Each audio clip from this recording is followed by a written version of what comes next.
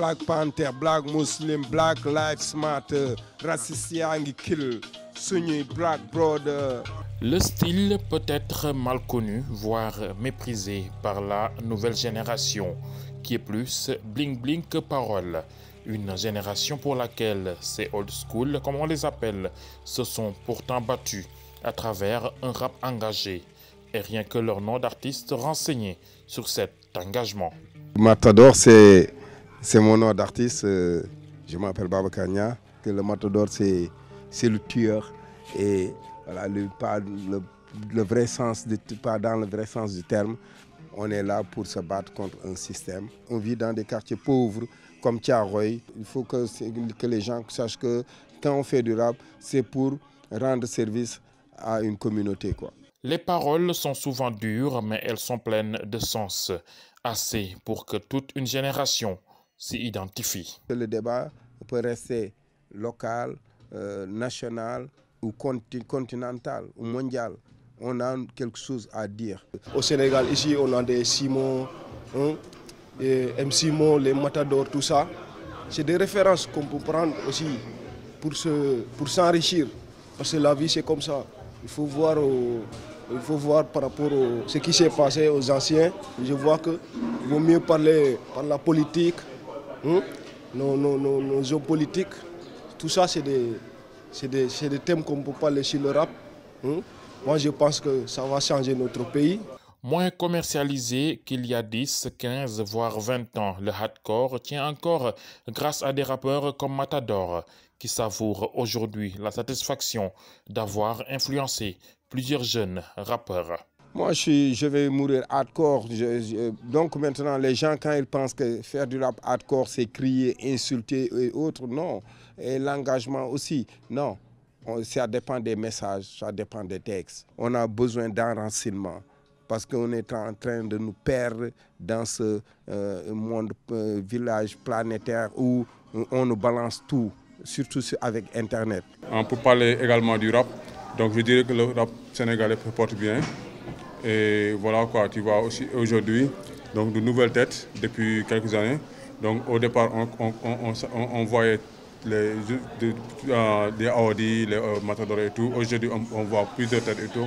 La majeure partie de nos projets, c'est des projets où on essaie d'accompagner des jeunes comme ça.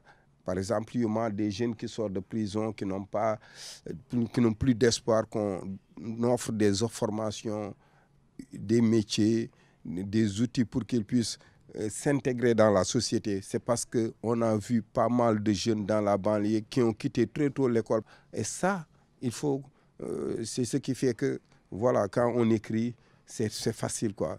Le débat est posé et mérite qu'on en parle. Aujourd'hui, c'est deux générations qui s'affrontent au Sénégal, les old school et les plus jeunes, qui sont plus dans le business que les paroles. Là aussi, les positions sont partagées. Ce débat, donc ça qui revient à chaque fois, donc ça, il y a les messages, il n'y a pas de messages et tout. Moi, je ne suis pas dans ça, car j'organise un concours donc, de rap. Donc depuis 8 ans, donc j'ai vu Ngaka Blindé qui a eu à remporter la première édition. J'ai vu Dip Dinigis qui a participé aussi dans le concours OMG. Ça m'a posé, tous ces jeunes-là ont eu à sortir dans ce concours-là. Donc si je vois aujourd'hui ces jeunes commencer en train de faire les beaux jeux du hip-hop, moi je me dis que voilà quoi, parce que moi, ma réflexion c'est de les accompagner. Moi je ne suis pas dans ces...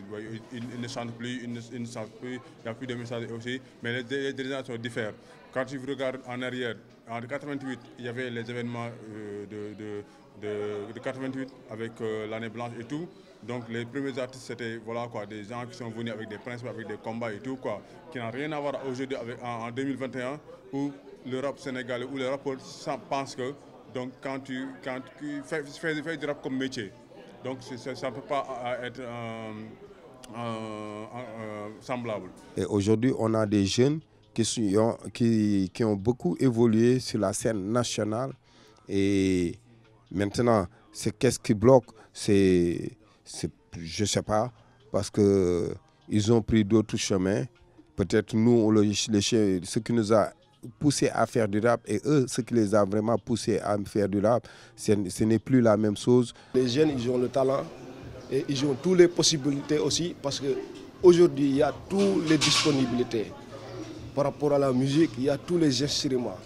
Donc ça devrait être plus beau à ce moment. Moi, en tant qu'organisateur, en tant que festivalier, donc je pense que